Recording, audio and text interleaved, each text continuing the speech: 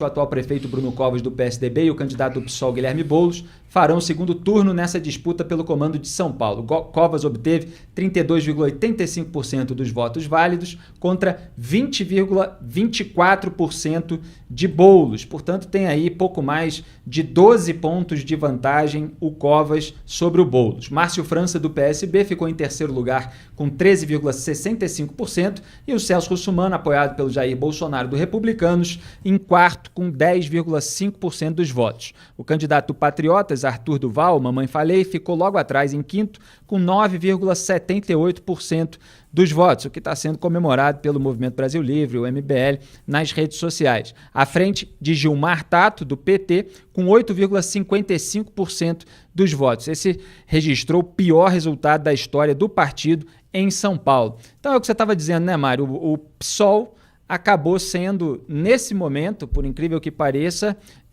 uma esquerda mais limpinha que o PT, que está com essa imagem manchada. E o PSOL era linha auxiliar do PT, agora o PT que virou linha auxiliar do PSOL. Inclusive Fernando Haddad aí dando declarações de apoio ao Boulos imediatamente. O Lula já estava dando declarações preventivas, sentindo que o Boulos estava melhor do que o Gilmar Tato aqui na eleição. Bom, não vamos esquecer que o Boulos era figura de proa, né, naquele teatro no dia da prisão do Lula, né? Estava lá, foi muito homenageado. É a mesma coisa, né? Assim, eles são mais limpinhos mesmo, né? Até prova em contrário, são mais limpinhos. Mas qualquer coisa é mais limpinho. Um pano de chão que acabou de passar aqui é mais limpinho que o PT, né? Olha, em São Paulo, o Boulos, eu acho que ele tem uma chance, viu? Uma chance. Estou dizendo que vai ser, nada disso. Eu acho que realmente a maior chance é do Bruno Covas ser reeleito, até porque vai ter muito voto contra o Boulos. Mas também vai ter muito voto contra o Dória, né? Eu acho que esse aspecto, inclusive, vai ser muito explorado pelo Boulos na campanha, que é associar o Covas ao Dória, né? E sempre lembrando que o Covas, no primeiro turno, escondeu, né, o Dória, ou o Dória escondeu o próprio Dória, né? Agora se trata de colar a imagem do Covas muito ao Dória, que tem uma rejeição na cidade de São Paulo que é igual a do Bolsonaro, praticamente, né? Então, assim, o que pode acontecer? Bom, quem votou no Gilmar Tato deve votar no Boulos, né? Aliás, o Gilmar Tato já manifestou que ficará junto do Boulos, até porque também vai ficar ao lado de quem, né? Uma parte do eleitorado do Márcio França é de esquerda. É uma esquerda mais light, digamos assim, mas é de esquerda. Não deve, e tem rejeição, né, ao Covas. Então, uma parte do eleitorado do França deve também migrar para o Boulos. Uma parte do eleitorado russomano pode migrar para o Boulos. Como você mesmo lembrou, o russomano não é nem esquerda nem direita, é russomano. E quem vota no russomano também não está muito aí, né? Não deve gostar do Covas, imagino. Então, eu sei que essas contas são muito... É como planilha, né? O que vale na planilha não vale na vida real, nem sempre vale. Mas é um tipo de... militante bolsonarista pregando voto no Boulos nas redes sociais, né? Para não entregar o governo ao PSDB e para ter aí uma polarização do outro lado que alimenta o bolsonarismo. Exatamente, até porque na visão dos bolsonaristas, a vitória do Covas dará força ao Dória. Né? Força em 2022, porque eles fazem essas associações que não são sempre devidas, né? Então, assim, em São Paulo, a gente pode ter uma surpresa, né? E como eu disse mais cedo ali na reunião de pauta com o Diogo Mainardi, vai ser curioso, né, se o Boulos ganhar. Quer dizer, curioso, eu não vou sair de casa, né? Porque imagina o Boulos como prefeito de São Paulo e a Erundina como prefeito. Desculpe, hein, Boulos, não tem nada pessoal.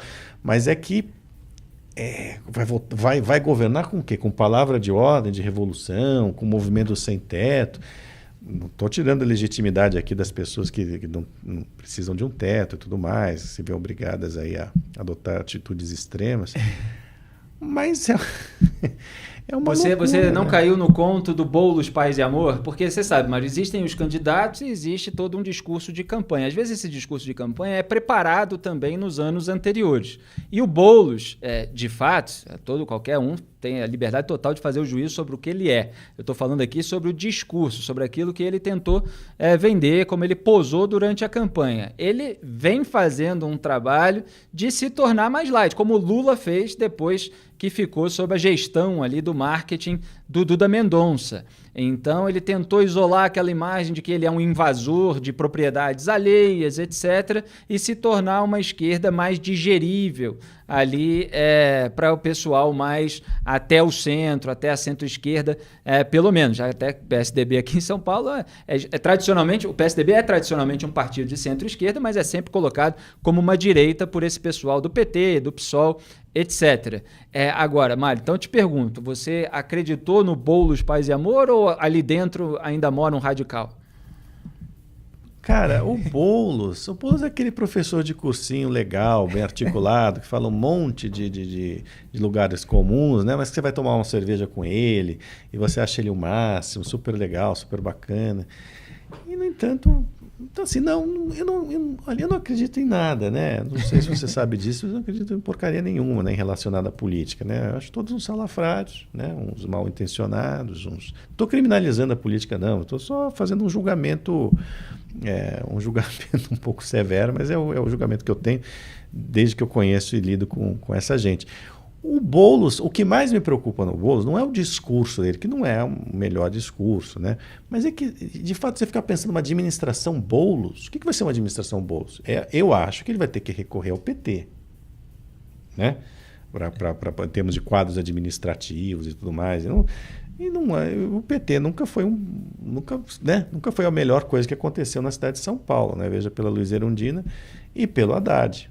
Então, eu não acho que ele tenha punch, que ele tenha capacidade administrativa. O que mais me preocupa em relação às cidades, Felipe, é a capacidade administrativa do prefeito. O que nós temos hoje não tem capacidade administrativa, sinceramente. É um simulacro de capacidade administrativa. Tanto que a cidade é o que é.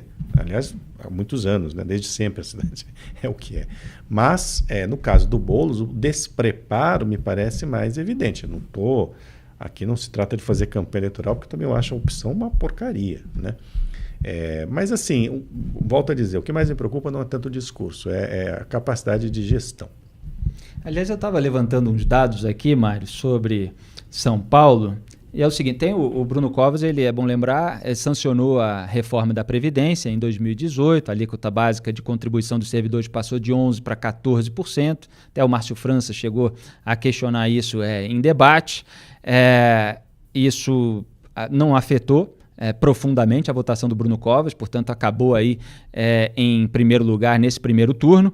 No caso da pandemia, o número de óbitos causados pela Covid-19 estava caindo até esse momento próximo da eleição há 13 semanas consecutivas. Essa média diária chegou a 79 em 14 de agosto, foi a última vez que subiu. Em 12 de novembro, a média diária era de 17 falecimentos. A fonte é o Boletim Coronavírus da Fundação SEAD de São Paulo. Houve um aumento no número de moradores de rua. 2015 eram 15.905 pessoas, 2019 são 24.344. A gente vê essas pessoas nas ruas aqui em São Paulo. A fonte é o Censo da População em Situação de Rua da Secretaria Municipal de Assistência e Desenvolvimento Social. Esgoto, 35,3% do esgoto da cidade de São Paulo não é tratado. Fonte é o Sistema Nacional de Informações sobre Saneamento. Desemprego, são 937 mil pessoas desocupadas na cidade de São Paulo. A fonte é Pesquisa Nacional por Amostra de Domicílios Trimestral, PNAD-T, do IBGE. Tem outra fonte, a Fundação SEAD, que fala que são 974 mil pessoas desocupadas, então quase 1 milhão. Esses dados também foram colocados em debate durante a campanha.